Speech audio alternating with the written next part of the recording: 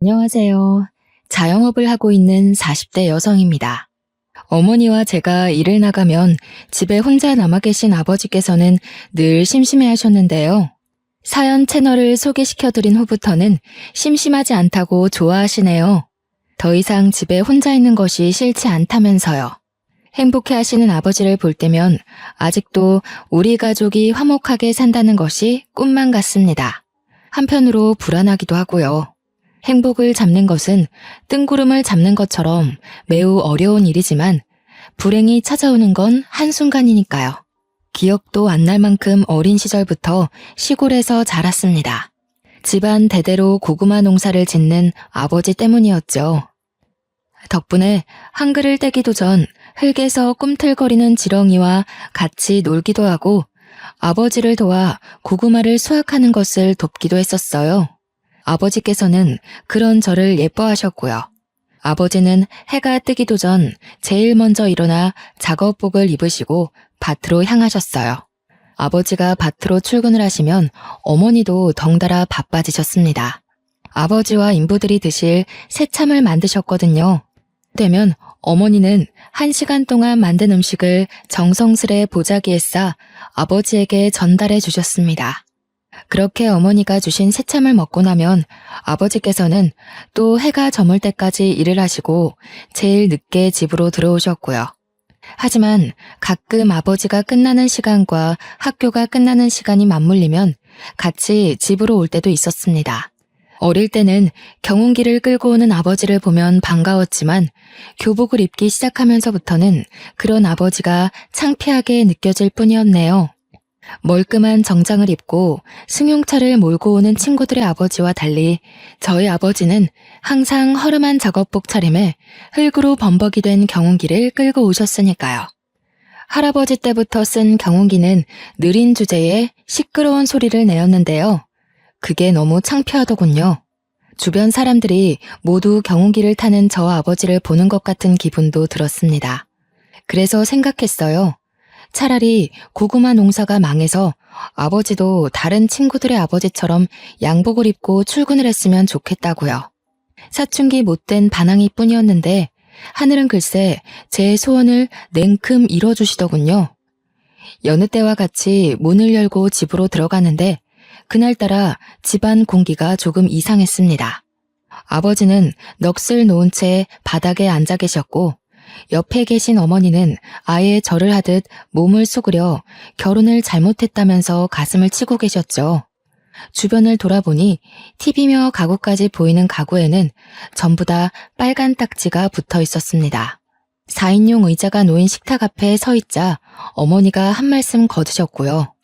정연아, 우리 이제 길거리에 나앉게 생겼다. 글쎄 잘난 네 아버지가 도박한 친구가 불쌍하다면서 냉큼 보증을 섰지 뭐냐. 그것도 자그마치 3억이나 되는 돈을. 돈 나올 구멍이라고는 그나마 네 할아버지가 물려준 밭에서 나오던 고구마밖에 없었는데 이제 우리는 뭘 먹고 사니? 원래도 마음씨 좋기로 마을에서 유명하던 아버지는 친구가 빚더미에 앉아 이혼 위기에 처하자 무척 안타까워하셨는데요. 빚 보증은 절대로 서면 안 된다는 엄마의 말씀을 무시하고 홀랑 친구의 빚 보증을 서주신 것이죠. 아버지는 무조건 친구를 믿었고요. 하지만 어머니의 예상처럼 아버지가 빚 보증을 서자마자 아버지의 친구는 그대로 야반 도주를 해버린 것이었죠. 그 후 아버지께서는 어떻게든 고구마 밭만은 지키려고 노력을 하셨어요. 하지만 3억이란 큰 돈을 구할 수 없었던 아버지께서는 어쩔 수 없이 할아버지 때부터 지켜온 고구마 농장이 다른 사람 손에 넘어가는 것을 보고만 있어야 했네요. 고구마 밭을 날린 후 시리에 빠진 아버지께서는 밥도 안 먹고 매일 술로만 연명하면서 사셨어요.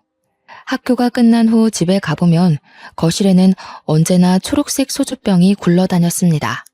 그 옆으로는 얼굴이 벌개진 아버지께서 술에 취해 주무시고 계셨죠. 어머니는 술독에 빠진 아버지를 대신해 다른 농장의 인부로 일하며 생활비를 버셨어요. 하지만 그마저도 오래 가지는 못했고요. 아버지의 반대가 심했거든요. 신랑은 하나밖에 없던 땅 날려서 맨날 잠도 제대로 못 자고 있는데 아내라는 인간은 다른 집 농사를 도와주면서 돈을 벌어? 당신 지금 나 무시하는 거야? 돈도 못 벌고 친구한테 땅이나 날린 등신 같은 놈이라서 무시하는 거냐고. 그게 아니면 당신이 어떻게 연말 김씨 농장에 가서 일을 할 수가 있어? 왜? 김씨 농장 고추가 풍년이라 삭값도 많이 받았다던데. 밭도 날리고 돈도 못 버는 신랑 버리고 김씨네로 재혼이라도 하려고? 왜? 많고 많은 일 중에서 김씨 농장 고추나 따나 했더니 속셈이 따로 있었던 거야.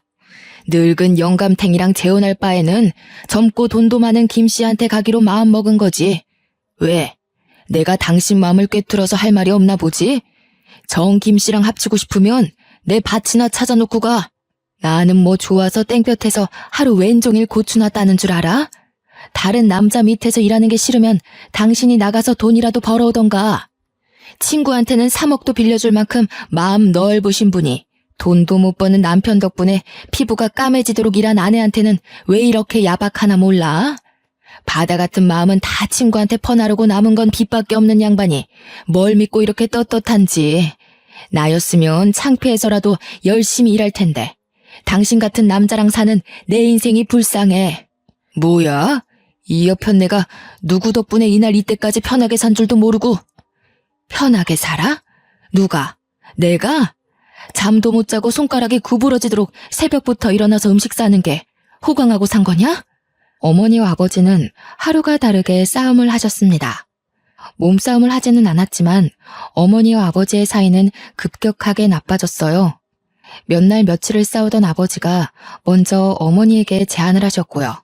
서울에 가자고 말이에요. 어머니 또한 아버지와 싸울 바에는 같이 서울로 올라가서 사는 게 낫다고 판단하셨죠. 시골집을 판 돈이면 제법 괜찮은 집에 살 수 있을 거라고 생각을 했습니다. 하지만 서울의 집값은 생각처럼 호락호락하지가 않더군요. 제일 싼 모텔방에 지내며 괜찮은 집이 있나 찾아보았지만 저희가 가진 예산으로는 역부족이었어요. 결국 반지하 방으로 들어갔고요. 서울로 올라온 후 아버지는 삼시세끼 마시던 술도 끊고 열심히 살려고 했습니다. 일자리도 열심히 구하셨죠. 하지만 농사 말고 할 줄 아는 게 없었던 아버지가 일자리를 구하는 건 어려운 일이었네요. 할 줄 아는 것이 없던 아버지는 일용직 노동자로 일을 하러 가셨는데요. 그날 일이 있은 후 아버지가 일자리를 구하는 일은 없었습니다. 아버지는 공사 현상에서 불구가 되셨거든요. 공사 현상에서 떨어진 콘크리트를 허리에 정통으로 맞으신 아버지는 손 쓸 틈도 없이 불구 판정을 받으셨어요. 회사에서는 과실을 인정하며 치료비와 보상금을 주었지만 저희 가족은 한숨만 쉴 뿐이었네요. 회사에서 지급한 금액이 아버지의 인생을 책임질 만큼 큰 금액은 아닌 거잖아요. 아버지가 경제활동을 할 수 없게 된 후 어머니와 집안의 생계 유지는 어머니와 저의 몫이 되었어요. 하지만 어머니는 불구가 된 아버지를 돌봐드려야 했기에 어쩔 수 없이 저는 집안의 가장이 되어야 했습니다. 대학교를 가고 싶었지만 다른 선택지가 없었어요. 그래서 고등학교를 졸업한 후 작은 중소기업의 경리로 일하며 집안의 생활비를 책임졌죠. 하지만 고작 경리로 일해 번 월급은 세 식구의 생활비를 하기에는 턱없이 부족했습니다. 그 후 어쩔 수 없이 기초생활수급자를 신청하게 되었고요. 아버지와 함께 시청에 갔을 때는 부끄러움이 온몸으로 느껴지더군요. 마치 경운기를 타고 집으로 돌아가던 고등학교 생활이 생각날 정도로요.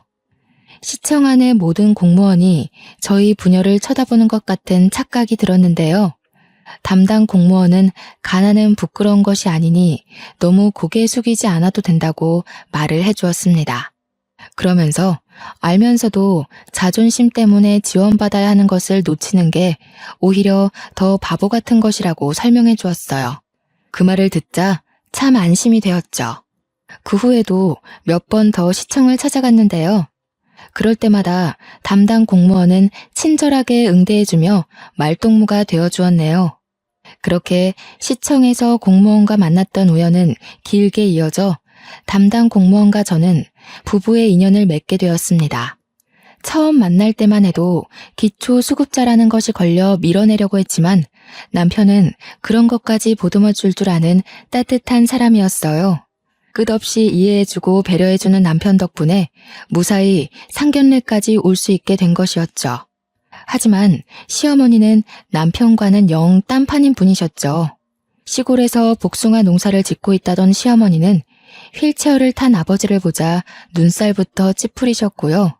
나도 우리 애를 부잣집 도련님처럼 키운 건 아니라 별 기대는 안 했지만 그래도 불구인 장인어른은 좀 심하지 않나요?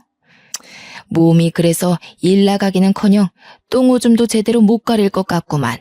너는 하필 데려와도 저런 덜 떨어진 걸 데리고 와서는 시청에서 같이 일하는 공무원들만 추려도 이보다는 낫겠다.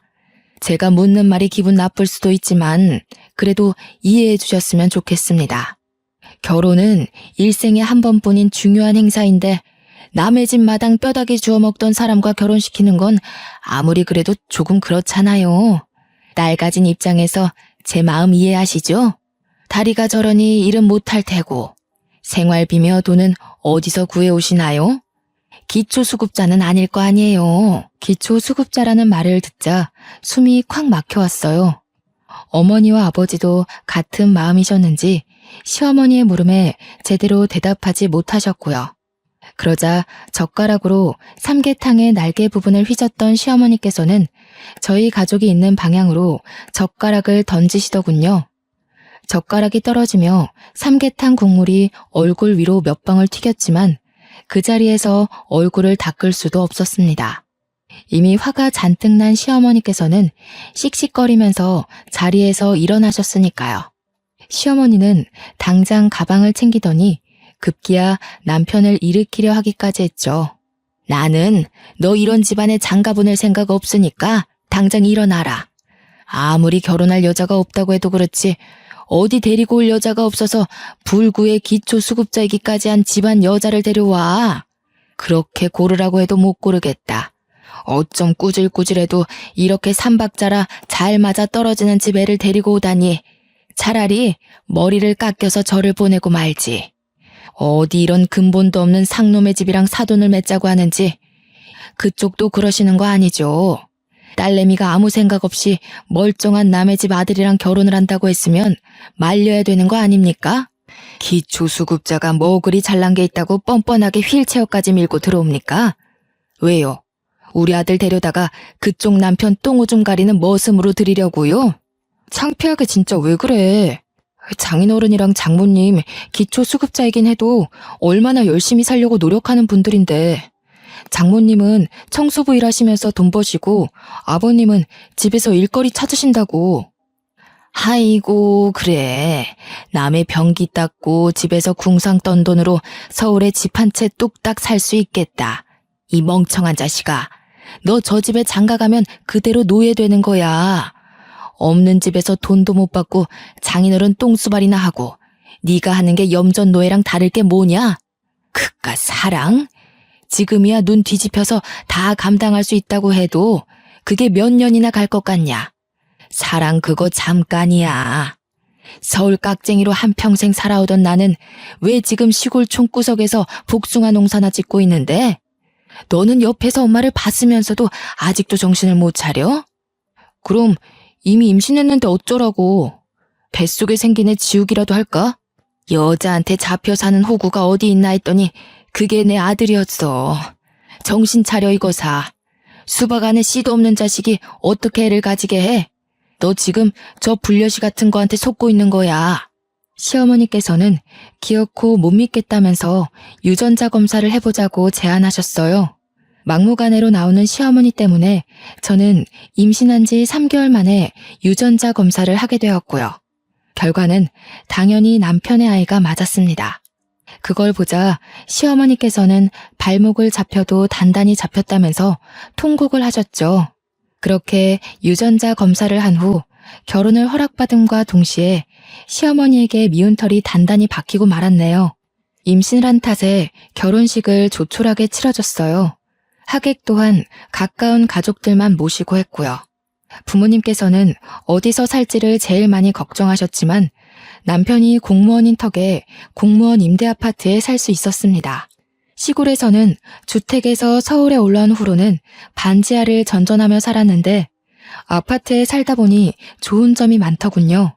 깔끔한 집 구조와 아침이면 눈부신 햇살을 볼 수 있는 것 모두가 좋았지만 가장 좋았던 것은 깨끗한 화장실을 쓸 수 있다는 것이었어요. 반지하 집에서 살 적에는 여기저기 곰팡이 핀 화장실을 이용했었거든요. 그래서인지 깨끗한 화장실에서 씻을 수 있다는 것이 큰 축복으로 느껴졌죠. 하지만 한편으로 어머니 아버지에게 미안한 마음이 들기도 했어요. 어찌되었던 어머니 아버지는 아직까지도 대낮에 햇빛조차 간신히 들어오는 반지하 방에서 살고 계시는 거잖아요. 깨끗한 집으로 이사를 가게 해드리면 좋으련만 작은 회사에 격리로 일했던 것이 전부인데다가 현재는 임신을 해 경력까지 단절된 제가 부모님에게 해드릴 수 있는 것은 아무것도 없었어요. 그 사실에 가슴이 미어져 왔고요. 죄책감을 가지던 중 시어머니께서 서울로 올라오셨는데요. 시어머니께서는 문을 열어드리자마자 집안 곳곳을 돌아보시며 물티슈로 창틀이며 침대 밑 같은 곳을 닦아보셨어요. 그러고는 먼지가 묻어나올 때마다 째려보셨습니다. 사람 사는 집에 이렇게 먼지가 많이 나올 건 또 뭐냐? 너 지금까지 우리 아들한테 이런 먼지 나부랭이 먹이면서 살았던 거냐? 사람이 자기 부족한 걸 알면 노력이라도 해야지. 너는 어떻게 돼 내가 시집 올 때 빈몸으로 낼름 우리 아들한테 시집 와놓고서는 노력할 생각을 안 하냐? 이래서 집안 환경이 중요한 건데 자기가 돈 벌 생각도 안 하고 남의 피땀 흘려 세금이나 축내는 부모 밑에서 컸으니 어디 남의 등골 빼먹는 거 말고 또 뭘 배웠겠냐? 제가 요즘 입덧이 심해서 누워만 있었더니 죄송해요. 몸 나아지면 바로 집 깨끗해지도록 노력할게요. 어디 내 배에 있는 애만 금태라도 두르고 나왔던? 뭐가 그리 까다로워? 어디 내 엉덩이에 꿀이라도 발라놓은 거냐? 그러지 않고서는 어떻게 사람이 돼가지고 침대에만 꿈쩍을 않고 누워있을 수가 있어? 몸이 힘들다고 한들 밖에서 일하는 우리 아들보다 힘들까? 안 되겠다. 너 당분간 내 밑에 내려와서 일손 좀 거들면서 시골에서 지내라. 부모한테 나쁜 것만 배운 버릇을 단단히 고쳐놔야지. 막달이라 안 된다고 했지만 시어머니께서는 그렇게라도 결혼하게 해준 은혜를 갚으라고 하셨습니다. 계속 거부를 하자 시어머니께서는 남편에게 전화를 하셨고요. 일 시킨다는 이야기를 쏙 뺀 시어머니의 말에 남편은 시골에 내려가 쉬엄쉬엄 놀다 오라며 오히려 시골에 가는 것을 대찬성하는 눈치였어요. 믿었던 동아줄까지 끊겼기에 어쩔 수 없이 막달의 몸으로 시골에 끌려가게 되었죠. 시골에 내려가자 마음의 준비를 할 틈도 없이 지옥이 펼쳐지더군요. 아침부터 복숭아 농장에 할 일이 많다며 5시도 안 되는 시간에 깨웠거든요. 복숭아 가지치기부터 시작해 복숭아 포장까지 모든 것을 일주일 안에 끝내야 했기에 쉴 수 있는 날은 없었습니다. 오히려 잠이라도 5시간 이상 자는 것이 감지덕지할 지경이었죠. 이미 시골 근방에서 못돼 먹은 농사꾼으로 이름을 날린 시어머니께서는 유난히도 저를 괴롭히셨는데요. 오죽하면 같이 일하던 아주머니들께서 며느리와 시어머니의 관계가 아닌 8년 노예와 주인의 관계로 볼 지경이었어요. 아주머니들은 제 처지가 기구하다며 다 같이 혀를 차주었습니다. 그럴 때마다 시어머니는 인기척도 없이 나타나 한마디씩 톡톡 쏘아붙이셨죠. 기초수급자 집안 주제에 언감생심 맨 몸뚱이로 시집왔으면 밥값은 해야지. 여주댁이나 김포댁이 애 하는 꼴을 못 봐서 불쌍하다는 소리를 하는 거야. 가난하게 태어났으면 눈치껏 빠릿빠릿하게 행동하기라도 해야 되는데 하는 짓은 어디 잔뜩 여물이나 쥐어먹은 소마냥 퍼져가지고 그 꼴 보면 괜찮던 머리가 뇌까지 울린다니까. 에이, 그래도 너무했지. 며느리가 밥을 소마냥 쌀 한 포대씩 먹어치우는 것도 아니고 요즘 같은 시대에 시골 내려와서 시어머니 일손도 돕는 며느리가 세상 천지에 어디 있어? 뱃속에 떡 귀한 손녀까지 턱하니 가졌다며. 며느리 밉다고 너무 구박하지 말어. 며느리는 어디 가난하고 싶어서 그런감? 이왕 한 거 옆에서 잘해줘. 혹시 알아? 며느리가 벼락부자 돼서 시어머니 복숭아 농장이 아니라 강남의 백화점으로 출근 도장 찍어줄지. 아이고, 이런 맹추가 길거리에 이부자리나 안 펴면 다행이지. 돈 버는 것도 재주 좋고 교육 잘 받는 사람들이나 그런 거지. 요즘은 용도 집안 가려가면서 나온다고? 이런 별 볼 일 없는 집안에서 용이 나겠어? 지렁이 마냥 하는 것도 없이 꾸물대기라도 안 하면 몰라. 시어머니의 억지는 일하던 아주머니들의 혀를 내두를 정도로 막무가내였습니다. 하지만 시어머니만큼은 여전히 자기가 무슨 잘못을 했는지 모르는 눈치였어요. 출산일이 한 달도 남지 않은 시점에서 무리하게 일을 하니 배가 뭉치는 걸로도 모자라 항상 아파왔죠. 그렇지만 시어머니께 말할 엄두는 나지 않았네요. 시어머니께서는 분명 꾀병이라며 일을 더 시킬 것이 분명했으니까요. 시어머니 말대로 기초 수급자 집안인데다가 혼수라고는 뱃속에 아이밖에 없으니 몸으로 때우는 수밖에 없었어요. 어떻게든 시어머니를 이해하려 노력했는데요. 시어머니께서 혼자도 아닌 둘이 지내고 있는 집에 새로운 남자친구를 끌고 들어온 후 그 마음은 불에 타버린 듯 흔적도 없이 사라지고 말았네요. 시어머니의 남자친구를 봤을 때의 충격은 말로 표현하지 못할 정도였어요. 아버지의 돈을 떼먹고 도망가버린 아버지의 친구였거든요. 아저씨를 본 순간 갈비 양념을 묻히던 손으로 다짜고짜 멱살부터 잡았습니다. 왜 우리 아버지의 돈을 뜯어먹고 도망갔냐면서요. 그러자 당황한 아저씨는 시어머니만 쳐다볼 뿐이었어요. 뒤에 있던 시어머니는 당장 떨어지라며 머리채를 잡았죠. 어디 건방지게 시아버지 될 사람의 멱살을 함부로 잡냐면서요. 자초지종을 이야기하자 시어머니께서는 오히려 아저씨의 편을 드셨어요. 저희 가족이 남의 세금이나 파먹는 기초수급자가 된 건 다 저 아저씨 때문이라고요. 그런데도 어떻게 제 편을 들어주기는커녕 아저씨 편을 들 수가 있으세요? 아저씨만 아니었으면 저희 가족 서울로 올라올 일도 없었고 저희 아버지 허리 다쳐서 불구되실 일도 없었어요. 그게 왜 이 사람 탓이냐? 따지고 보면 네 부모가 멍청하게 털컥 보증부터 선 잘못이지. 사기도 멍청한 놈들이나 당하는 거야. 지혜비가 배운 것 없이 멍청한 짓 한 걸 엉뚱한 사람한테 씌우고 있구나. 시어머니께서는 저희 부모님이 멍청해서 당한 거라며 오히려 아저씨 편을 드시더군요. 아저씨 또한 시어머니의 태도에 힘을 얻어서인지 궁금하지도 않은 변명을 터진 입으로 줄줄이 말했고요. 사람이 너무 어이가 없으면 실수부터 터진다고 했던가요? 시어머니 아저씨의 뻔뻔한 태도를 보자 헛웃음이 터져 나왔습니다. 그 모습을 지켜보던 시어머니께서는 드디어 실성을 했다면서 혀를 차셨고요. 시어머니와 아저씨를 노려보고 있는데 갑자기 살살 아랫배가 아파왔어요. 꾀병을 부린다는 시어머니의 말을 들으니 때에 맞춰 양수가 터졌죠. 어쩔 수 없이 집안을 망하게 한 원수를 눈앞에 둔 채 병원에 실려가게 되었네요. 자궁문이 열리지 않은 탓에 제왕절개로 아이를 낳을 수밖에 없었습니다. 남편은 딸을 낳았다는 말에 서울에서부터 한 걸음에 달려왔죠. 남편은 눈도 제대로 뜨지 못한 딸을 안으며 너무 예쁘다며 시어머니에게 넘겨주려 했지만 시어머니는 정색하며 아들을 밀어냈어요. 고추도 안 달고 나온 거 뭐가 예쁘다고 안아보냐? 애는 자연분만 해야 머리도 똑똑하고 잘 산다고 하던데 하필 첫애를 제왕절개로 낳을 건 뭔지. 에휴, 보나마나 지엠이 닮아서 멍청하기만 하겠지. 예, 너는 살림 미천 낳아놨으니 몸조리 다 하면 아들이나 하나 더 낳아라. 쓰레기장에서 주워왔어도 저도 암탉이라고 애는 낳을 수 있으니 아들도 금방 낳겠지. 너도 바보처럼 자꾸 애한테 정주지 말고.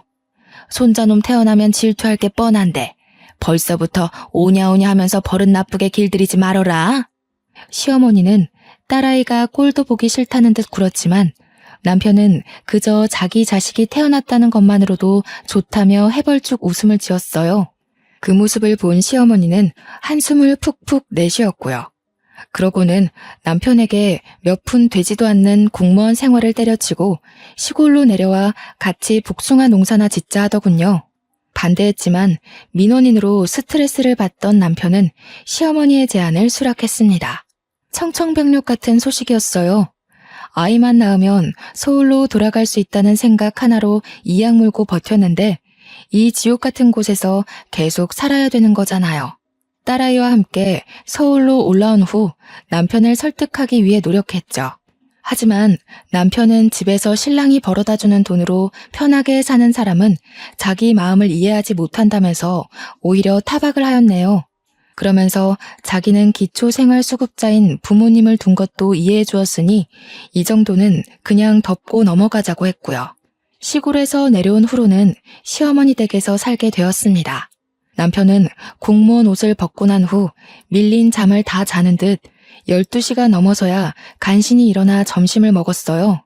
남편의 수면 시간은 서울에 살 때보다 늘어났지만 저는 그 반대였네요. 아이에게 모유를 먹이고 아침 준비를 하고 농사일을 거두려면 6시에 일어나는 것도 벅찼거든요. 한숨도 자지 못하는 것도 꼭두 새벽부터 일을 하는 것도 모두 다 힘들었지만 정말 힘든 것은 따로 있었어요. 아버지를 기초수급자로도 모자라 불구로 만들어버린 아저씨와 같이 사는 일 말이에요. 시어머니께서는 아예 아저씨와 결혼이라도 할 것처럼 굴며 얼마 전부터는 살림까지 합치셨죠. 처음에는 미안한 기색을 보이며 설거지라도 하려던 아저씨는 어느 순간부터 시아버지 노릇을 하며 여기저기 부려먹었습니다.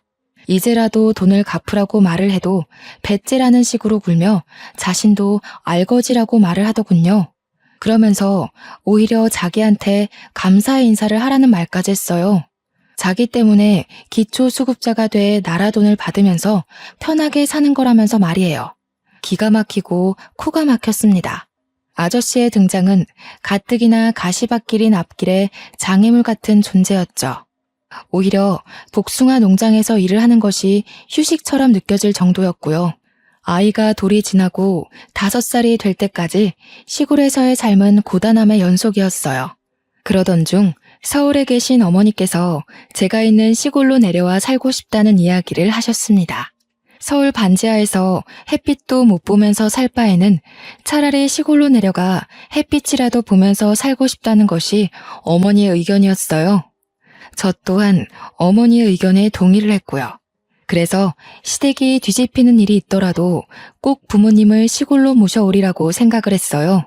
시댁으로 가 부모님을 모시고 오겠다고 하자 남편과 시어머니는 펄쩍펄쩍 뛰면서 반대를 했네요. 아니, 너는 생각이 있는 거냐 없는 거냐? 지금도 일손이 없어서 죽겠는데 몸뚱이도 성치 않은 내 부모 내려와 봐라. 우리 농장 일은 누가 하나? 가뜩이나 애도 어린데 꼭 장모님이랑 장인어른까지 모셔와야겠어. 두 분이 여기 오시겠다는 이유가 뭔데? 당신들 서울에서 적적하게 살기 싫으니까 내려오겠다는 거잖아. 당신은 꼭 괜히 일을 버려서 사람을 귀찮게 만들어야겠어? 저요. 그동안 걸핏하면 기초수급자라고 걸고 넘어지는 소리 듣고 싶지 않아서 이악 물고 새끼 꼬박꼬박 차려드리면서 농사일까지 했어요. 이 정도 노력했으면 그동안 부족한 며느리로서 할 만큼 한 거 아닌가요? 그래서 앞으로는 착한 며느리 안 하고 착한 딸 하려고요. 기초수급자 집이라고 눈치 보면서 부모님한테 제대로 못 해드렸는데 저희 부모님이 얼만큼 더 살 줄 알고요. 재덕씨야, 한 집에서 어머님이랑 같이 사니까 어머니가 내일 돌아가시던 지금 당장 돌아가시던 여한이 없겠지만 저는 아니거든요. 저희 제 효도도 못 받고 내일 당장 돌아가시면 그건 어떻게 보상해 주실 건데요?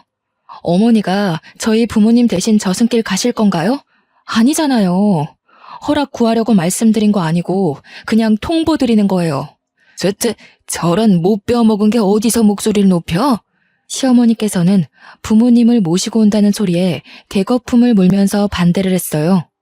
남편 또한 사람이 왜 이렇게 이기적이냐면서 뭐라고 했고요.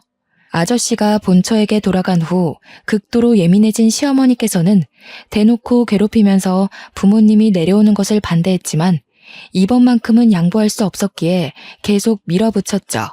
괜찮은 집이 없으면 어떡할까 걱정을 했지만 시댁과 멀지 않은 곳에 괜찮은 매물이 생겨 부모님을 그 집으로 모시기로 결정을 했죠.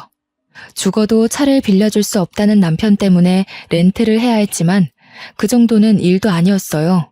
드디어 부모님을 괜찮은 집에 모실 수 있다는 사실 하나로도 가슴이 벅찼으니까요. 시골로 이사를 온 후 아버지는 매일 4시간씩 나라에서 지원해주는 간병인 혜택을 받을 수 있었습니다. 덕분에 어머니께서도 일자리를 구할 수 있게 되었고요. 어머니가 우연히 일자리를 찾는 것을 알게 된 시어머니께서는 친정어머니를 자기 복숭아 농장에서 일을 하라고 권유를 했어요.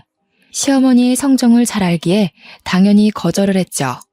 그러자 시어머니께서는 나이도 많은 어머니를 누가 써주겠냐면서 농장에 와서 복숭아 포장이나 하시라고 했습니다. 친정어머니를 시어머니 밑에서 절대 일하게 하고 싶지 않았지만 나이가 많은 친정어머니가 일자리를 찾는 것은 쉬운 일이 아니었어요. 어쩔 수 없이 친정어머니는 시어머니의 농장에서 일을 하게 되었고요. 하지만 시어머니께서는 웬일로 친정어머니에게 삭값도 잘 쳐주시고 인격적으로 대해주기까지 하시더군요. 드디어 시어머니가 변했구나라고 생각했지만 그건 큰 오산이었네요. 시어머니께서는 어머니에게 두둑한 품값을 주는 대신 저의 품값은 아예 주지를 않으셨거든요. 시어머니를 보면서 느낄 수 있었습니다. 사람은 쉽게 변하지 않는다는 것을요. 그렇게 일을 하던 중 버려지는 복숭아들이 신경 쓰이더군요. 상했거나 골맞으면 모르겠지만 복숭아들은 단지 모양이 못났다는 이유로 버려졌으니까요. 그래서 아무 이유 없이 버려지는 복숭아들로 잼을 만들기로 결심을 했네요. 처음에는 재미삼아 만들기 시작해 같이 일하던 아주머니들에게 나눠드렸죠. 복숭아 잼을 드신 아주머니들께서 맛이 일품이라며 칭찬을 해주셨고요. 그 말을 들으니 힘이 저절로 났습니다. 제가 나서서 한 일에 사람들이 긍정적인 호응을 하는 것은 처음이었습니다. 그래서 인터넷으로 복숭아잼을 팔기 시작했어요. 한 달 정도는 하루에 한두 개만 팔아도 다행이다라고 생각할 정도였지만 입소문을 타서인지 2달이 넘어간 후부터는 도저히 혼자서 감당할 수 없을 정도로 잼은 불티나게 팔려나갔죠. 수입이 괜찮아지자 제대로 해보고 싶다는 욕심도 났고요. 그래서 남편에게 같이 복숭아잼을 만들어 팔자고 제안을 한 것이었죠. 하지만 남편은 대학도 안 나온 주제에 괜히 일 벌이지 말라며 비웃을 뿐이었어요. 시어머니 또한 쓸데없는 짓 할 시간 있으면 당장 농장 일이나 더 하라고 했죠. 사정이 이렇다 보니 복숭아잼을 파는 것은 그만두어야 했습니다. 하지만 아쉬워할 새도 없었네요. 그나마 건강하시던 어머니마저 쓰러지셨거든요. 복숭아 포장을 하다가 갑자기 쓰러진 어머니는 병원에 누워 계셨는데요. 의사가 말하길 어머니는 뇌졸중으로 쓰러지신 거라고 해요. 깜짝 놀라하니 의사는 아직 초기이니 병원에 잘 다니고 약만 꾸준히 잘 챙겨 먹으면 괜찮아질 거라 했어요. 괜찮다는 한마디에 금세 눈물이 핑 돌더군요. 깨어난 어머니께서는 별거 아닌 일로 호들갑 떨지 말고 시어머니에게나 잘하라고 말을 했죠. 하지만 몸도 성취하는 어머니가 병원에 혼자 다닌다는 것은 말이 되지 않았어요. 그래서 같이 병원에 다니자고 약속을 받아낸 후 어머니를 집에 모셔다 드렸고요. 12시 넘어 들어가자 현관문 앞에서는 도끼 눈을 한 시어머니와 남편이 서 있었습니다. 시어머니께서는 바람이라도 난 거냐면서 추궁을 하셨어요. 남편은 여자가 일찍 집에 들어와 집안일을 해야지 어디를 싸돌아다니냐고 화를 냈고요. 시어머니와 남편 모두 오해를 하는 것 같아 병원에서 있었던 일을 말했어요. 그런데 걱정할 거라는 예상과는 다르게 시어머니께서는 등짝까지 때리며 뒷목을 잡으셨죠. 아니 그럼 네 엄마가 뇌졸중이라는 말이냐? 세상에 재수가 없어도 유분수지. 제일 바쁜 날에 이게 무슨 일이람?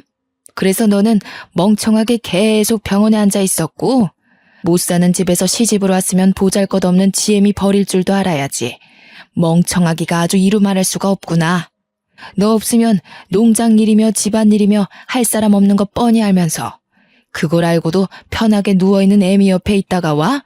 그럴 거면 시집을 오지 말고 아파서 갤갤거리는 네 부모 시다 노릇이나 하면서 살았어야지.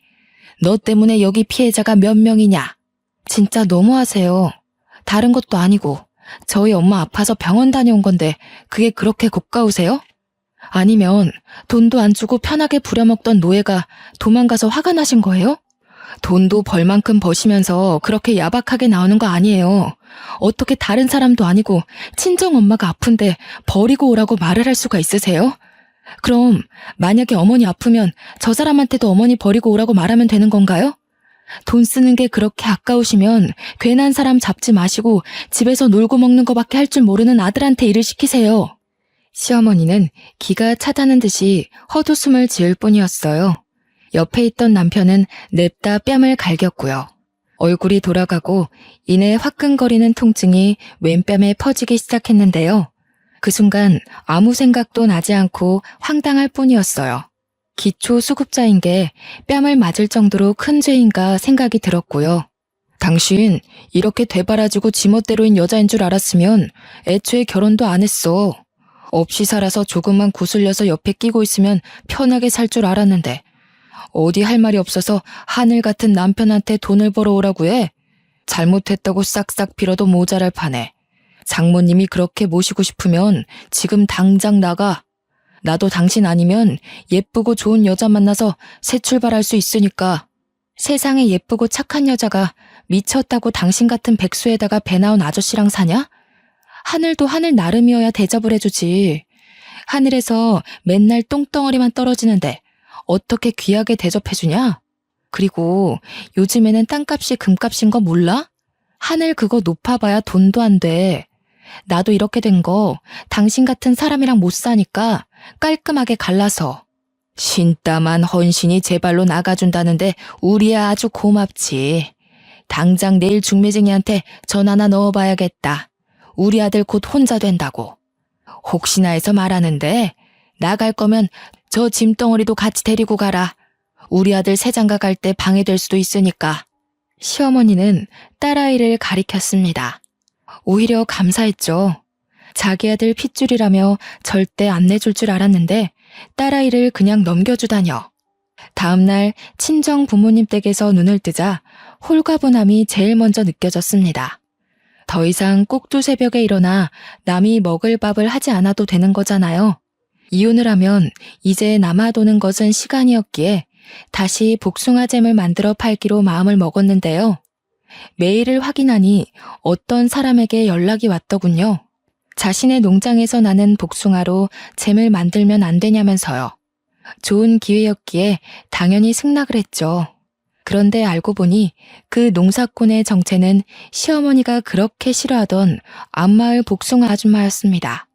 복숭아 아줌마는 저를 보자 시어머니가 있는데 괜찮냐고 되물었지만 이혼할 사이니 괜찮다고 대답을 한 후 아줌마의 제안을 흔쾌히 받아들였죠. 남편과는 협의 이혼을 하기로 결정을 했습니다. 딸아이가 있었기에 3개월이란 이혼 숙려 기간이 있었는데요. 마음 같아서는 숙려 기간이고 뭐고 당장 갈라서고 싶은 마음이 굴뚝 같았죠. 하루라도 빨리 징글맞은 시댁과 남이 되고 싶었으니까요. 남편은 그 후 마을에서 제멋대로 여자를 만나며 돌아다녔어요. 꼭 보여주기라도 하듯이 여자를 데리고 올 때면 친정 부모님 집 앞으로 지나갔고요. 정말 유치하기 짝이 없었습니다. 홀로 서기를 시작한 후 경제적인 것이 가장 걱정이 되었지만 오히려 시댁에 있을 때보다 지갑이 무거워졌어요. 앞마을 아줌마의 복숭아는 크기도 큰데다가 당도도 높아 잼을 만들었을 때 사람들의 만족도가 높았거든요. 맛있게 만들어진 잼은 급격히 상승하는 수입으로 연관이 되었고요. 그러던 중 다둥이 아이를 키우고 있는 유명 연예인이 복숭아 잼을 극찬해준 덕분에 한 달도 안 되는 사이 판매량은 껑충 뛰어버렸죠. 한평생 만져보지 못한 돈이 한순간에 꽂히자 무서웠지만 또 그만큼 뿌듯했네요. 내 힘으로 돈을 번다는 건 이런 느낌이구나 생각이 들었죠. 통장에 돈이 모이자 다시 한번 서울로 이사를 가야겠다고 생각했습니다. 사업을 위해서도 딸아이와 부모님을 위해서도 그게 좋은 것 같았어요. 부모님에게 상황을 말하자 흔쾌히 허락을 해주셨죠. 그렇게 저희 가족은 서울의 신축 빌라로 이사를 오게 되었네요. 서울에 간 후부터는 좋은 일만 일어났어요. 꾸준히 병원을 다닌 어머니의 건강은 금세 괜찮아지셨고 복숭아잼 또한 찾는 사람이 더욱더 늘어났거든요. 덕분에 예전에는 쳐다도 못 보던 외제차를 살 능력까지 되었죠. 그렇게 남편과 남이 될 날이 다가왔어요. 저는 우리 가족을 얕잡아 보던 시어머니와 남편의 코를 도려내기 위해 백화점을 돌며 무리의 쇼핑을 했고요. 한껏 치장한 채 법원에 나가자 시어머니와 남편의 입은 떡 벌어졌어요. 금세라도 벌어진 입에 발끝에 닿을 정도였죠. 드디어 세상이 미쳐 돌아가는구나. 기초수급자 주제에 부끄러운 줄도 모르고 남의 세금으로 저렇게 돈지랄이나 하고 말이야. 저런 것도 인간이라고 그동안 내가 세금을 내다니. 신고를 하던 배 아파 응급실에 하던 알아서 하세요. 어차피 이제는 남남이잖아요. 그리고 이제야 드리는 말씀인데 어머니 돈도 있으시면서 옷 입는 스타일이 너무 촌스러우세요. 오죽하면 처음 보는 사람도 농사하는 사람이냐고 말했겠어요. 어머니가 시골 촌뜨기 출신인 건 알지만 여기는 서울인데 그래도 최소한 격식 있는 복장을 입으셔야죠. 지금 입은 꼴은 당장 밭으로 달려나가 소 곱비나 잡게 생기셨잖아요. 뭐야? 너랑 아예 안 보고 살겠다고 막말을 하는구나. 네가 이러고도 가만히 있을 것 같아? 너 같은 년 신고해서 거리에 나앉게 하고 말 거야. 네, 어머니 마음대로 하세요. 알아서 잘 살 테니까. 시어머니는 삿대질을 하면서 머리를 잡아뜯을 기세로 달려들었어요. 남편은 그런 시어머니를 말리며 말을 가려 하라며 호통을 쳤고요. 상대할 가치도 없어 무시하는데 타이밍 좋게 어머니가 외제차를 끌고 등장하셨습니다. 부잣집 사모님같이 꾸민 어머니의 모습을 본 시어머니는 너무 놀라 뒤로 자빠지셨고요. 거지 주제에 무슨 돈이 있어서 저런 비싼 차를 산 거야? 너 이제 하다하다 도둑질까지 하는 거냐? 아범아, 당장 경찰서에 전화부터 넣어라. 남이 낸 세금으로 호강하던 기초수급자들이 이제 도둑질까지 한다고. 저런 것들은 깜빵에 쳐넣어야 되는 거야. 그래, 분수에 맞지도 않는 비싼 옷 입을 때부터 알아봤어야 하는 건데 내가 이럴 줄 알았지. 남의 돈에 손 뻗을 생각까지 하고 돈독에 아주 발끝까지 뻗쳤구나. 거지가 돈 욕심내면 어떻게 되는지 톡톡히 알려줘야지. 우리 딸이 돈 벌어서 산 건데 무슨 문제 있소? 그러게, 사돈도 우리 딸내미가 같이 잼 만들자고 했을 때 동참을 하셨어야죠. 괜한 사람 누명 씌워서 가뜩이나 일 많은 경찰들 피곤하게 하지 말고 그냥 가던 길 마저 가세요.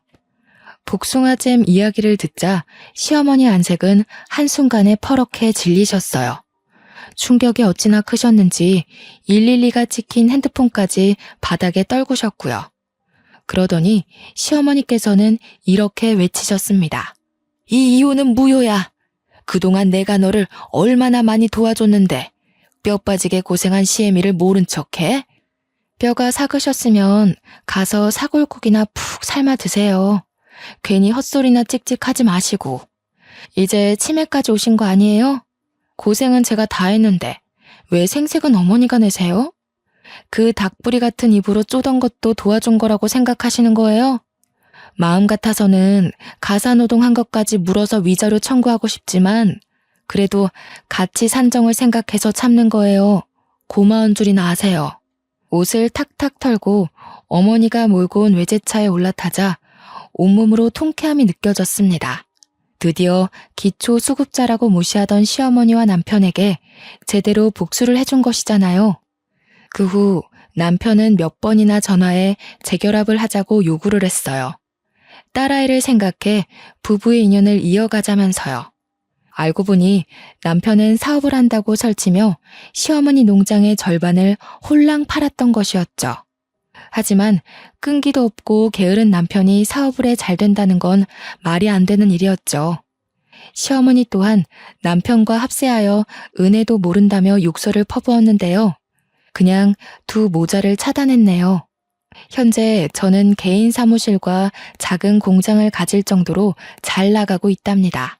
깨끗한 집으로 퇴근 후 가족들과 즐거운 시간을 보내고 있고요. 혼자서 돈을 벌어보니 알겠더군요. 세상의 돈이 전부는 아니지만 나를 지키고 더 나아가 소중한 사람을 지키기 위해서는 꼭 돈이 필요하다는 걸요. 현재 시댁에 대한 스트레스를 받는 분들이 계시다면 꼭 자기 힘을 돈부터 벌어보셨으면 좋겠습니다. 경제적 독립을 해야 내 목소리를 낼 수 있는 힘이 생기는 법이거든요. 아무튼 저의 긴 사연 들어주신 여러분 감사합니다.